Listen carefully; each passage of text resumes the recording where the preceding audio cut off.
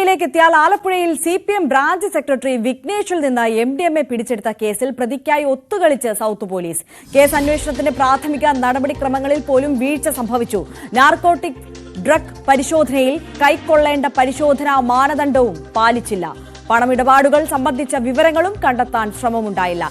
ശരണ്യ സ്നേഹജൻ ഈ വാർത്തയുടെ കൂടുതൽ വിവരങ്ങൾ നൽകും. ശരണ്യ, ഒരു വശത്ത് ഒരു വിഭാഗം പോലീസുകാരുടെ നേതൃത്വത്തിൽ ലഹരിക്കെതിരെ വലിയ നടപടികൾ പരിശോധനയൊക്കെ പുരോഗമിക്കുമ്പോൾ ആലപ്പുഴയിൽ സൗത്ത് പോലീസിന്റെ നേതൃത്വത്തിൽ ഇത്തരത്തിൽ ലഹരി വിൽപ്പനക്കാർക്ക് കുടചൂടുന്ന സമീപനമുണ്ടാകുന്നു. എന്താണ് ഈ വാർത്തയുടെ വിശദാംശം?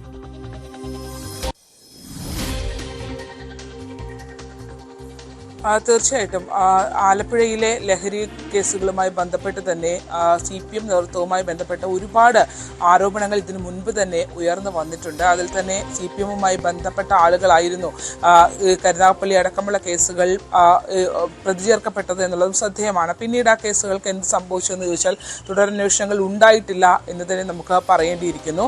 അതിന് സമാനമായ രീതിയിലാണ് ഈ കഴിഞ്ഞ ദിവസം CPMന്റെ ബ്രാഞ്ച് സെക്രട്ടറി വിഘ്നേഷിനെ, മുനിസിപ്പൽ സ്റ്റേഡിയം വാർഡിലെ ബ്രാഞ്ച് സെക്രട്ടറി വിഘ്നേഷിനെ MDMAയുമായി പിടിക്കുന്നത്. ഈ കേസിലാണ് സൗത്ത് പോലീസ് ആദ്യഘട്ടം മുതൽ തന്നെ ഒത്തുകളിച്ചു എന്നുള്ള വിവരങ്ങൾ ഇപ്പോൾ പുറത്തു വന്നുകൊണ്ടിരിക്കുന്നത്. അതിൽ ഏറ്റവും പ്രധാനപ്പെട്ടത് ഈ കേസുമായി ബന്ധപ്പെട്ട് നടന്ന അറസ്റ്റ് അടക്കമുള്ള കാര്യങ്ങളിൽ നാർക്കോട്ടിക് കേസുകൾ പിടിക്കുമ്പോൾ പാലിക്കേണ്ട മാനദണ്ഡങ്ങൾ പാലിക്കപ്പെട്ടിട്ടില്ല എന്നുള്ളതാണ് ഏറ്റവും പ്രധാനം. കാരണം നമ്മൾ ഈ കേസ് പുറത്തു വരുന്നത് പോലും വിഘ്നേഷ് പിടിക്കപ്പെട്ട് സ്റ്റേഷൻ ജാമ്യത്തിൽ നിന്ന് പുറത്തു പോയി അതിനുശേഷം ദിവസങ്ങൾ കഴിഞ്ഞാണ് ഇങ്ങനെ സംഭവം പോലും പുറത്തു വരുന്നത്. അതായത് അതീവ രഹസ്യമായി സൗത്ത് പോലീസ് ഇത് കൈകാര്യം ചെയ്തിരുന്നു എന്നുള്ളതാണ്. ഇതിൽ ഏറ്റവും പ്രധാനപ്പെട്ടത് ഈ വിഘ്നേഷിനെ പോലീസ് പിടിക്കുന്നത് കൃത്യമായ ഒരു ഇൻഫർമേഷന്റെ അടിസ്ഥാനത്തിലായിരുന്നു. റാൻഡമായ ഒരു ചെക്കിങ്ങിന്റെ ഭാഗമായി ഒന്നുമല്ല കിട്ടുന്നത്, മറിച്ച് ഹരിപ്പാട് നിന്നും ഒരു വ്യക്തിയെ MDMAയുമായി പിടിക്കുന്നു. ആ കേസിൽ കിട്ടിയ ആളിൽ നിന്നും ഉള്ള ഇൻഫർമേഷൻ, അതായത് വിഘ്നേഷാണ് അയാൾക്കത് വിറ്റത് എന്നുള്ള വിവരം പോലീസിന് ലഭിക്കുന്നു. തുടർന്ന് വിയപുരം പോലീസ് തിരിച്ച് ആലപ്പുഴ സൗത്ത് പോലീസിന് ഈ വിവരം കൃത്യമായി കൈമാറുകയും ചെയ്യുന്നുണ്ട്.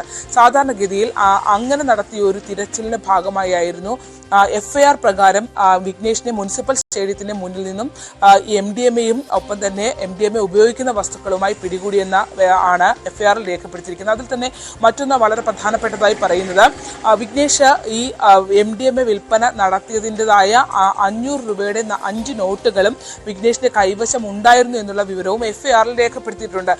അതായത് ഈ പിടിക്കപ്പെടുന്ന വസ്തു ആ സമയത്ത് ഉണ്ടായിരുന്ന MDMA രാസവസ്തുവും ലഹരി വസ്തു മാത്രമല്ല, മറിച്ച് അത് വിൽപ്പന നടത്തിയിരുന്ന ഒരാൾ കൂടിയാണ് എന്നുള്ളതാണ് ആ FIR വ്യക്തമാക്കിയിരുന്നത്.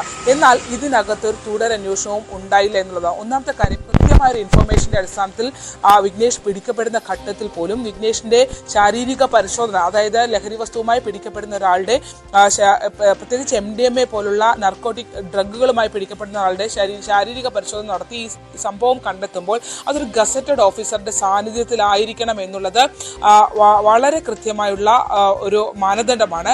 കാരണം ഈ ക്വാണ്ടിറ്റി അടക്കമുള്ള കാര്യങ്ങൾ ഒരുപക്ഷെ കൃത്രിമത്വം നടക്കാനുള്ള സാധ്യതയുണ്ട്. അതടക്കം ആ സാധ്യതകളെ അടക്കം ഒഴിവാക്കുന്നതിന് വേണ്ടി തന്നെയാണ് ഒരു ഗസറ്റഡ് ഓഫീസറുടെ സാന്നിധ്യത്തിൽ പരിശോധന നടത്തി ഈ വസ്തു ഉണ്ടായിരുന്നു എന്നുള്ളത് സ്ഥിരീകരിക്കണം എന്നുള്ളതുണ്ട്. അങ്ങനെ ഒരു പരിശോധന ഈ വിഘ്നേഷിന്റെ കേസിൽ ഉണ്ടായിട്ടേ ഇല്ല എന്നുള്ളതാണ്.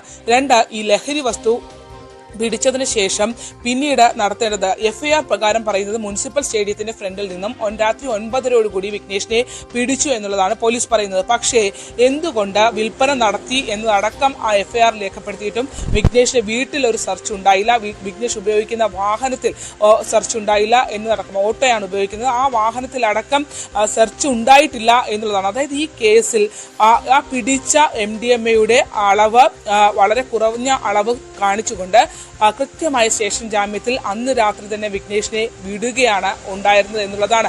ഈ കേസുമായി ബന്ധപ്പെട്ട് വിൽപ്പന നടത്തുന്ന ആളാണ് എന്നറിഞ്ഞിട്ട് പോലും തുടർ പരിശോധനകൾ ഉണ്ടായിട്ടില്ല എന്നുള്ളത് വ്യക്തമാണ്. ഒപ്പം തന്നെ ഈ ഫോൺ കസ്റ്റഡിയിൽ എടുക്കുക, അതായത് മയക്കുമരുന്നിന്റെ ഉറവിടം കണ്ടെത്തുന്നതിന് വേണ്ടി ഫോൺ കസ്റ്റഡിയിൽ എടുക്കുകയോ വിഘ്നേഷിന്റെ CDR രേഖകൾ പരിശോധിക്കുകയോ ഒന്നും ചെയ്തിട്ടില്ല പോലീസിന്റെ ഭാഗത്തു നിന്ന് എന്നുള്ളതാണ്.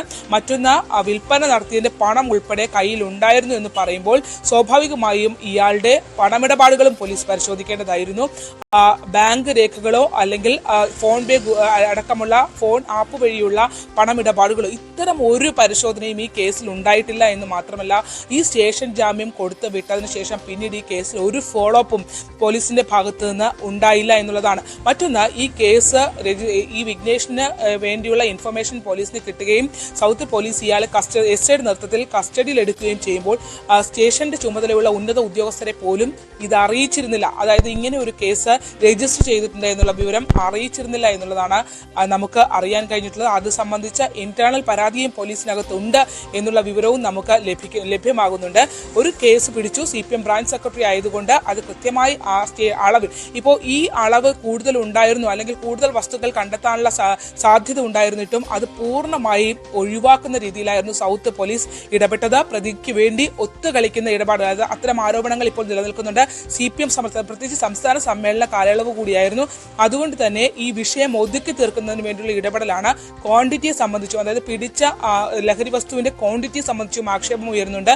അത് അത്രയും അല്ലായിരുന്നു, കൂടുതൽ ലഹരി വസ്തു ഉണ്ടായിരുന്നു. പക്ഷേ ഈ വിഷയം ഒതുക്കി തീർക്കുന്നതിന് വേണ്ടി ആ ക്വാണ്ടിറ്റിയുടെ അളവിൽ 0.5 ഗ്രാമിന് മുകളിലേക്ക് വന്നാൽ മാത്രമേ സ്റ്റേഷൻ ജാമ്യം കൊടുക്കാതിരിക്കാനുള്ള സാഹചര്യമുള്ളൂ. അതുകൊണ്ട് തന്നെ 0.24 എന്നുള്ള അളവാണ് അതിനകത്ത് കാണിച്ചിരിക്കുന്നത്. അങ്ങനെ സ്റ്റേഷൻ ജാമ്യം നൽകി വിട്ടതിൽ പോലും ഒത്തുകളി നടന്നിരുന്നു എന്നുള്ള ആരോപണമാണ്. നമുക്കറിയാം, സർക്കാർ ലഹരിയുമായി ബന്ധപ്പെട്ട് വലിയ വിഷയങ്ങളെ നേരിട്ടുകൊണ്ടിരിക്കുന്നു. കേരള സമൂഹം ഒന്നടങ്ങിയ വലിയ വിഷയങ്ങളെ നേരിട്ടുകൊണ്ടിരിക്കുന്ന ഒരു ഘട്ടത്തിൽ ഓപ്പറേഷൻ ഡി ഹണ്ട് എന്ന് പറഞ്ഞ് പോലീസ് ഇത്തരത്തിൽ ലഹരി ഉപയോഗിക്കുന്നവരെയും ഒപ്പം തന്നെ ഇതിന്റെ ഉറവിടങ്ങളും തേടി പരക്കം പായുന്നതിനിടയിലാണ് കൃത്യമായി ഒരു കേസ് കയ്യിൽ കിട്ടിയിട്ട് അതിനെ പൂർണ്ണമായി ഒതുക്കി തീർക്കുന്ന ഒരു ഇടപെടൽ സൗത്ത് പോലീസിന്റെ ഭാഗത്ത് നിന്ന് ഉണ്ടായത്. അറിയാം, തീർച്ചയായും ശരണ്യ സ്നേഹജനാണ് വിവരങ്ങൾ നൽകിയത്. ശരണ്യ സൂചിപ്പിച്ചതുപോലെ തന്നെ ഒരു ഭാഗത്ത് ലഹരിക്കെതിരെ സംസ്ഥാനത്ത് വലിയ പോരാട്ടം നടക്കുമ്പോൾ ഇവിടെ ആലപ്പുഴ സൗത്ത് പോലീസ് ലഹരി വിൽപ്പനക്കാരനായ CPM നേതാവിന് കുട ചൂടുകയാണ്.